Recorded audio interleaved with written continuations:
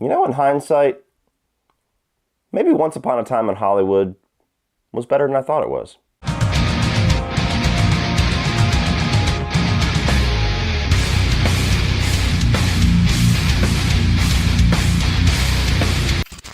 So Mank tells the story of Herman Mankiewicz trying to write the screenplay for what will become Citizen Kane while battling his inner demons and alcoholism and the political system of 1940s Hollywood. For those that don't know, David Fincher is one of my favorite directors. He might be my favorite director of all time. He's absolutely in the top 2, if nothing else. I love what this guy does. I love his versatility. I love his style.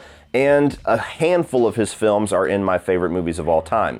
Later on this year, when you see my top 100 movies of all time list, you're going to see quite a few David Fincher movies on there. Mank was an interesting one for me because I know what it was about. I saw a little bit of advertisement for it. I was intrigued that it was going straight to Netflix, and I believe this was decided even before all of the craziness of 2020. And knowing that it was going to some degree be telling the story of the creation of Citizen Kane, which many people would call one of, if not the greatest film ever made, it had my attention. Not necessarily the plot that I would want David Fincher to go towards, not necessarily the type of David Fincher movie that I would jump at, but because his name was on it, I trust in David Fincher and I was curious to check this movie out. But before I get into my thoughts on Mank, I do want to thank the sponsor for this video, Skillshare. Skillshare is an online learning community that takes the two aspects of online learning and tutorials and social media interaction and smashes them into one, to where you have this community of people, different groups of people that have the same interests as you, the same desire to learn certain skills or gain certain hobbies or just educate themselves more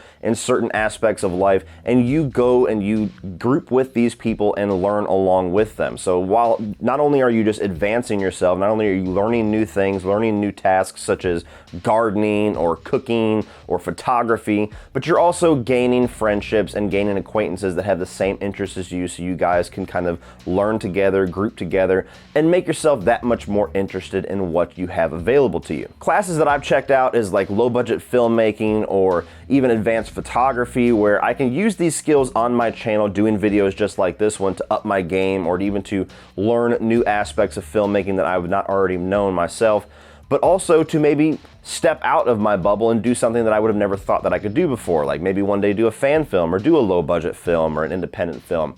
The sky's the limit with Skillshare. If you have the time, which all of us have that time right now with the craziness going on in 2020, and you have the interest and the drive, Skillshare is a great place to learn new things, to advance yourself, to make yourself better, to advance your learning, to step out of your bubble and find things that you did not realize that you could do, and find a lot of people that are doing it right along with you. So if you check the link down below, the first 1,000 people to click it is going to get a free trial of Skillshare Premium, which if you paid for it is less than $10 a month. So even after that free trial, you can continue your subscription to Skillshare at very little cost to you. So please check out that link down below if you're interested in Skillshare. Thank you, Skillshare, for sponsoring this video.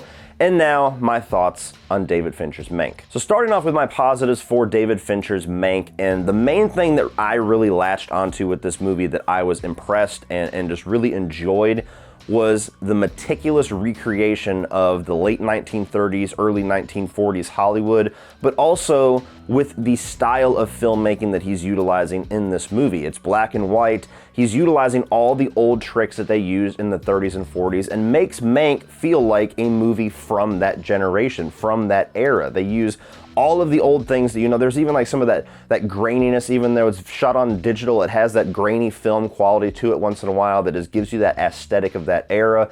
They have the old cigarette burn things. Remember from Fight Club? Yeah, David Fincher knows about it. Cigarette burns, reel changes, all of these things that we've seen done in movies before. Tarantino's done it quite a few times, kind of holding on to that classic aesthetic to some of that old filmmaking. But here, it is seamless. You really do feel like you're watching a film from that era, about that era, and it's engrossing. I mean, you really just get into it, and you don't even question that this is a movie from 2020. You feel like you just watched Turner Classic Movies and popped on this old movie called Mank. And elevating all of that is the central performance by Gary Oldman in the role of Herman Mankiewicz. And he's awesome. I would not be shocked if he was not only nominated, but won Best Actor for this movie, because Gary Oldman's one of those guys that throughout his entire career, he's never had a bad day at the office. This is a guy that even if he's in a mediocre movie, he is always the shining star in whatever scene that he is in. And this entire movie hinges on him and this character. And you see a lot of different shades of him. You see parts of him that's a little bit charismatic and quirky, and you kind of want to hang out with him. You see the dark side of him where he's bedridden and he's an alcoholic. He's a little bit of a dick. You see sides of him where he's a little bit ballsy and, you know, he's a little ruthless. He wants to go out and, you know, get certain people in Hollywood involved with Citizen Kane that he wants, even if it's not the best course of action. He wants to demand the credit for writing the movie at a certain point. He's a character that's very complicated, and much like with The Social Network, whenever you have a main character that you kind of don't really know how you feel about him, I like him in some spots and I kind of despise him in other spots, that can create difficulty if you don't have a great central performance. And Gary Oldman gives one of the best performances of his career. And I also loved how all of the other cast of this movie did such a good job along with Gary Oldman with really recreating a style of acting that they utilized in the 30s and 40s. You know, acting has evolved. Acting now is not the same as what it was in the 30s and 40s. There was just a certain cadence to the way that people talked. There was a certain style to how they entered the room and how they conversated. And, you know, movies always had that movie quality to them, where nowadays, you know, I would say acting is probably a little bit more realistic, a little bit more real time with how people talk. And back then, it was just something different about it. And all of the performances in this movie, from Gary Oldman all the way through all of the side characters, literally screams that era, to where they walk into the room and they just perform that type of acting like it's second nature. Like that's the type of era that they've been acting in their entire career. And much like with the recreation of the filmmaking of that era, recreation of that acting style also fascinated me and really impressed me. But unfortunately, I was bored to tears throughout this entire movie. This movie is brilliantly made. This is a 100% quality made movie that David Fincher should be proud of, and that a lot of film buffs, a lot of film thespians, film historians, critics will eat up, will gush over, will love, and is probably going to get nominated, if not win, Best Film, because it is just that type of movie that film prestige fans go after and gush over. I myself am not one of those people. So know who you are walking into this movie. I have no fucks to give about the 1930s and 1940s Hollywood and the political, you know, environment of the time and how that affected what films could get made, and the financial struggles of MGM during all of this, and, you know, the whole struggle of choosing a screenwriter and the battle for rights, and I don't care.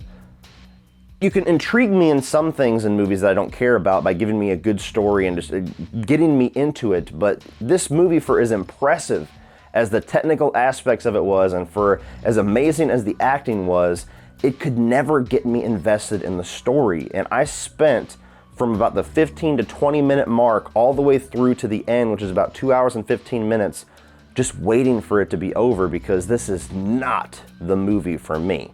There's some people out there, this is instantly going to be David Fincher's best film for them. This is instantly going to be the best film of the year. Not that there's a whole lot of competition. And this is instantly going to be a proven classic over time for those types of film fans.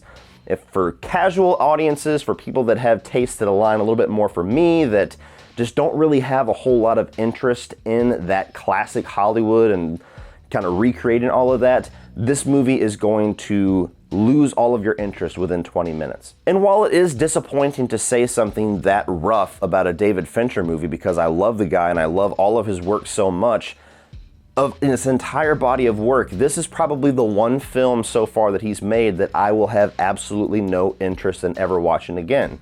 And I say that even with Alien 3 being a part of his filmography. Somewhere between just the scattered way that they tell this story, from bouncing between flashbacks and present day, and the screenwriting of Citizen Kane, and the backstory of what led him to certain things, and investing into the politics of the time, and getting to know certain bigwig Hollywood people from that era, and the battle of wills between Orson Welles and Mankiewicz, and all of that just kind of scattered about this movie. I felt like I was playing catch up the whole time. I felt like I was doing homework, like I was doing a test that I forgot to study for, because there was just so much going on that I had little to no interest in, that as soon as I started to kind of gain interest in this thing, now we're focusing on this. And then, okay, I'm kind of struggling. Now we're back over here. And it's just a movie that, as honest as I can put it, I hated watching. There's gonna be some snobs, there's gonna be some cocky assholes down in the comments that are gonna be like, oh, of course, you didn't like this thespian brilliance of a film, but you like things like Nightmare on Elm Street and you like things like Bad Boys for Life. Yeah, bitch, I did. I love all of that shit. That's the type of movie fan that I am. This just is not for me. Take it or leave it. So as much as it pains me to say it, guys, I really, really dislike this film. Now, again, if you are that type of fan, if you watch the trailer to this, if you just hear my description of the movie, or if you see little clips and you go, oh my God, that's for me, it's probably for you, and you're probably going to love it. But if you're like me, and you look at it and you're like, I like David Fincher, but I don't really care what's going on in this movie, or I don't know if that's the type of movie for me, give it a shot. It's gonna be on Netflix, you can watch it, stream it from home, but you're probably right. You're probably not gonna like it. So if you're a fan of classic Hollywood, if you wanna learn more about the politics of the time or the struggles of screenwriters, or even know a little bit more about the making of Citizen Kane, then this is definitely a movie that you need to check out, brought to you by a brilliant filmmaker by the name of David Fincher. If none of that interests you, this movie is not going to interest you. So know who you are, but for me personally, I'm gonna have to tell you to skip it. So what did you guys think of Mank? Were you really looking forward to this? Did the name David Fincher sell you on it, but you're a little bit shaky on the story? And tell me your thoughts. Am I being too hard on this? Are you somebody that does not have any interest in that, but you loved watching this movie? That would be interesting to hear. Tell me down below in the comments section, please, and we will discuss Mank. Keep your eyes peeled as well, because I have a David Fincher ranking coming this weekend. And before long, hopefully in a week or two, me and the rest of the Autop Stream gang, Brian, CP, and Lindsay, are going to get together and we're going to do a David Fincher compendium. We've already done Nolan, we've already done Tarantino, and you guys know David Fincher is going to be on our final 31 on 31 for this year on New Year's Eve, so we got to get that stream done. So keep your eyes peeled for all of that stuff, guys. What is your favorite David Fincher movie too? Tell me that down below. Like, share, hit the subscribe button if you're not already a subscriber. I have a lot of other reviews. I'm sorry this one's such a negative one, but I have a lot of other things on here that I'm sure you will enjoy. And remember, guys, please remember this. Opinions are like assholes, but that doesn't mean that you have to be. So don't be.